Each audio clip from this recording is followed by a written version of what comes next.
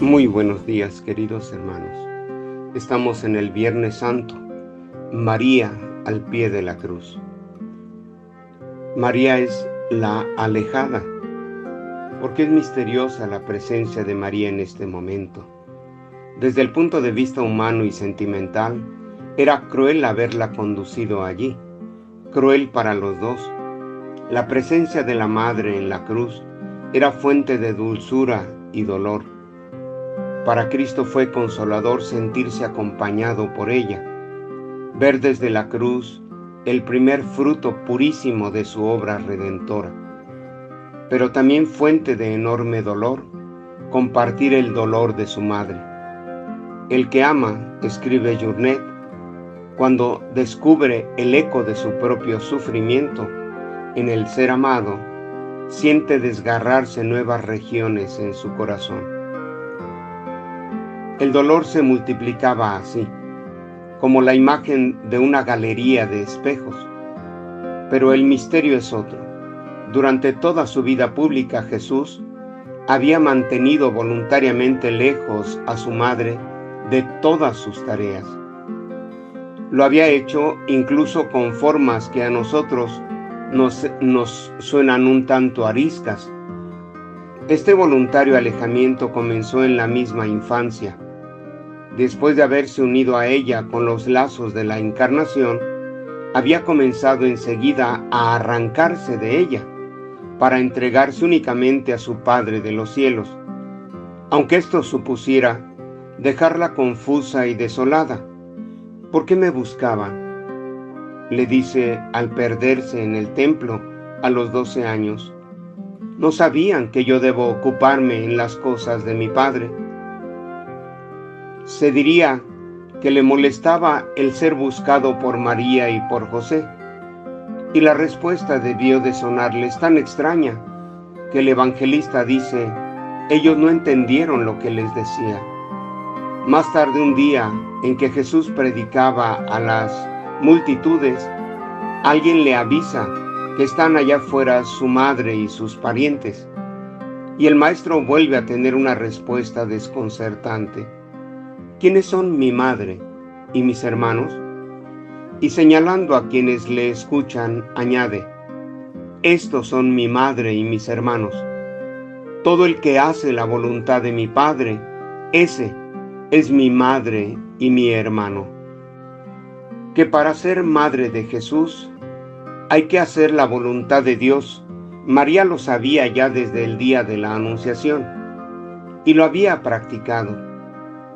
Pero lo que aún le faltaba por aprender experimentalmente es que, como explica Journet, la voluntad de Dios es una voluntad separante, una voluntad que distanciará a la madre del Hijo en la vida, lo mismo que en la muerte arrancaría al Hijo del Padre.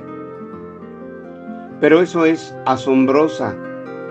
Por eso es asombrosa esta proximidad a la hora de la cruz.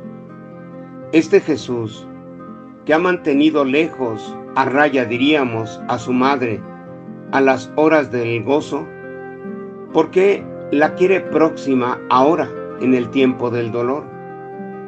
Evidentemente esta presencia tiene algún sentido mayor que el de la pura compañía. Debe de haber alguna razón teológica para esta llamada.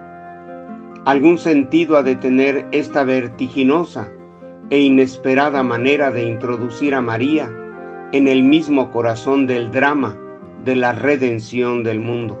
Podemos comenzar a vislumbrar el sentido del problema si pensamos que es Juan quien nos transmite las dos palabras solemnes que Jesús dice a su madre, una en Caná de Galilea, al comienzo de su vida pública, otra en la cruz, al final de la misma. El parentesco entre ambas frases es demasiado evidente como para que no pensemos que el evangelista ha querido unirlas místicamente. Son dos palabras que solo pueden entenderse leyéndolas juntas. En Caná, María, con sencillez de mujer y de madre, trata de resolver el problema de unos novios y pide a su hijo que intervenga, probablemente sin medir que con ello entra en los altos designios teológicos de su Hijo, y la respuesta de Jesús es casi violenta, rechazante. Después el Hijo hará lo que la Madre le pide, pero no sin haber marcado antes las distancias. ¿Qué tenemos que ver tú y yo, mujer? Aún no ha llegado mi hora. La respuesta tuvo que desgarrar en cierto modo el corazón de María. No pudo entender entonces el vertiginoso sentido de estas palabras con las que estaba citándola en el Calvario. Está pidiéndola que salga del campo de las inquietudes terrestres, por importantes y dolorosas que sean, y entre en el plan de las cosas del Padre, en el plan en el que el Hijo vive y en el que la Madre tiene también una misión de primera importancia. Jesús concederá el milagro, pero con él anticipará la hora de la separación entre la Madre y el Hijo. Con este milagro comenzará su vida pública y se desencadenará el odio de sus enemigos. Anticipará la hora, que para Jesús no es otra que la de su muerte. En esa hora es cuando María será verdaderamente importante. Entonces descenderá sobre ella una palabra dedicada a su más íntimo corazón de madre, que se verá misteriosamente ensanchado. He ahí a tu madre, he ahí a tu hijo. Si Cristo ha elegido la vocación de sufrir y morir por la salvación del mundo, es claro que cuantos a lo largo de los siglos le estarán unidos por amor, tendrán que aceptar cada uno en su rango y función esa misma vocación de morir y sufrir por esa salvación. Y si un miembro de Cristo huye de esta función, falta algo, no solo a ese miembro, sino, como explicaría San Pablo, a la misma pasión de Cristo, pasión que pide, como explica Jornet, ser prolongada en la compasión corredentora de todos los miembros de Cristo. Este es el misterioso sentido de la frase de San Pablo a los colosenses: suple en mi carne lo que falta a las tribulaciones de Cristo por su cuerpo, que es la Iglesia. Aquel pequeño grupo al pie de la cruz, aquella iglesia naciente, estaba pues allí por algo más que por simples razones sentimentales. Estaba unida a Jesús, pero no solo a sus dolores, sino también a su misión. Y en esta iglesia tiene María un puesto único. Hasta entonces ese puesto y esa misión habían permanecido como en la penumbra. Ahora en la cruz se aclararán para la eternidad. Por eso la alejada será traída a primer plano. Esta es la hora. Este es el momento en el que María ocupa su papel con pleno derecho en la obra redentora de Jesús. Ella es corredentora y entra en la misión de su Hijo con el mismo oficio que tuviera en su origen, el de madre. Es evidente que en la cruz Jesús hizo mucho más que preocuparse por el futuro material de su madre, dejando en manos de Juan su cuidado. La importancia del momento, el juego de las frases, bastarían para descubrirnos que estamos ante una realidad más profunda, más honda. Si se tratara de una encomienda solamente material, sería lógico el «He allí a tu hijo». María se quedaba sin hijo, se le daba uno nuevo. Pero ¿por qué el «He ahí a tu madre»? Juan no solo tenía madre, sino que estaba allí presente. ¿Para qué darle una nueva? Es claro que se trataba de una maternidad distinta, y también que Juan no es allí solamente el hijo de Zebedeo, sino algo más.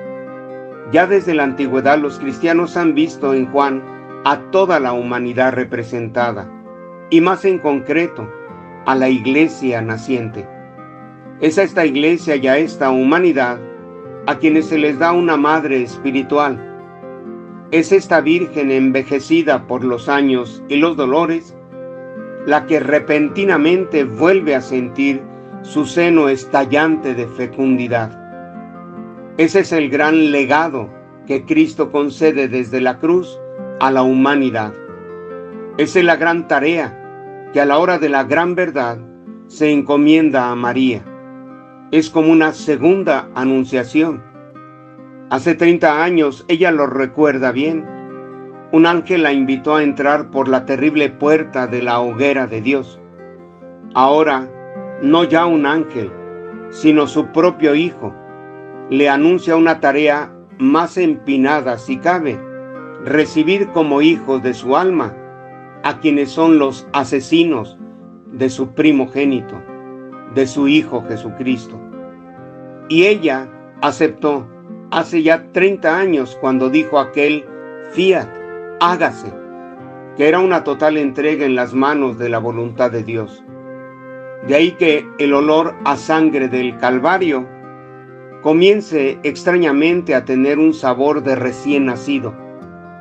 De ahí que sea difícil saber si ahora es más lo que muere o lo que nace. De ahí que no sepamos si estamos asistiendo a una agonía o a un parto.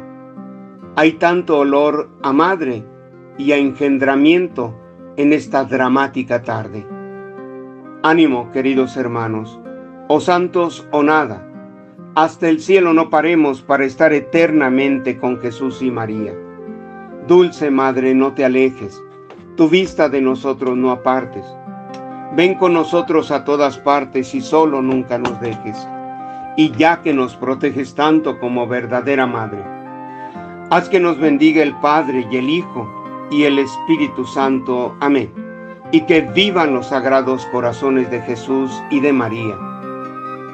Bendecido Triduo Pascual para todos, hermanos.